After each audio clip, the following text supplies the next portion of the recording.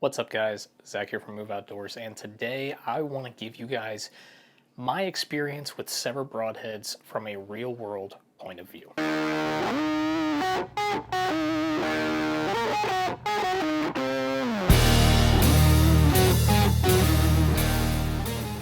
So first, let me start off by saying I've used SEVR now for 3 to 4 years on and off. So I first incorporated it with a couple VPAs I was running when I was running 150 grain heads, so I tried their Robustos. Then I dropped 125 grain heads and I got them as backups and for a Western hunt. And then I got the 100 grain heads. So I have experience with a wide variety of their product options. And I'm just here to tell you guys what I think about them after multiple seasons of using SEVR Broadheads. So first things first, I want to go over a couple of the features of the Broadhead. First thing is that this is a fully titanium ferrule. So I've taken quite a few animals with this. I've had it hit a variety of bones in different animals, and I have never bent or damaged this tip, this titanium ferrule tip, once, which I think is just absolutely incredible. It features a easily replaceable blade system, so I replace the blades after every time that I shoot an animal with them. I just think that it's better. Even if there's no damage to the blades, I replace them. I'd rather have fresh razor sharp blades than be lazy. It's like an extra 15 bucks. It's worth the money to me. So I'm pinching this one down because it's not actually in the O-ring right now because I wanted to show you guys the full expanse, but it is an O-ring keeping the blades in place. So if I release there, you can see it popped out a little bit because I don't have the O-ring around it. But my absolute favorite part about these broadheads is this little hole in the center, and you guys can just see my face through it there. Little hole in the center is where a set screw goes, and what that screw does is it goes through the two blades and pins them so they can't expand, and that turns your SEVR Broadhead into a practice head, which I absolutely love that feature. No more messing around with an actual practice head. You can shoot your real actual broadhead at the target and know exactly how it flies. So with that, you're probably wondering, okay, well, how do these things fly?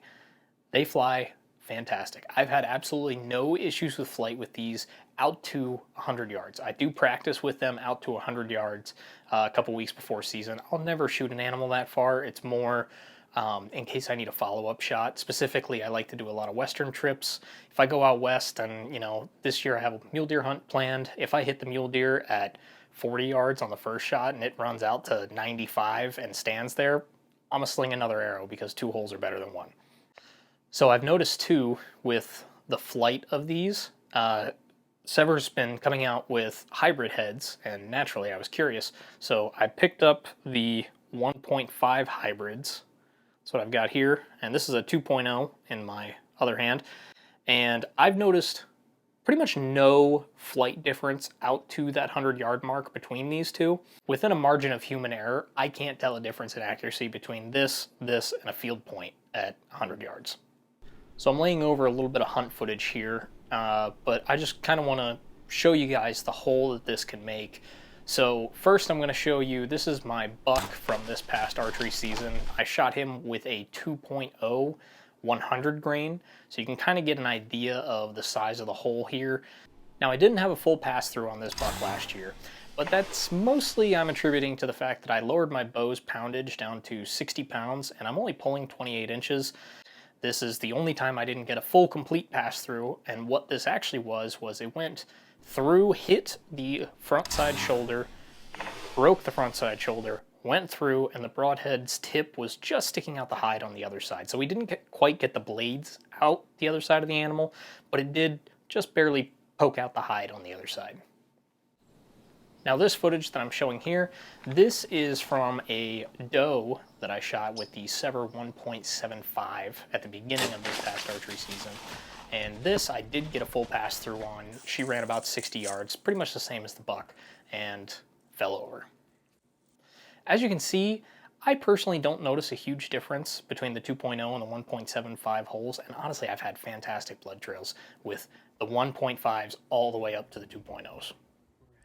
In terms of durability, I said earlier I've never damaged the ferrule on one of these broadheads, and I truly mean that. I've never damaged the ferrule on any of these broadheads, including on spine shots.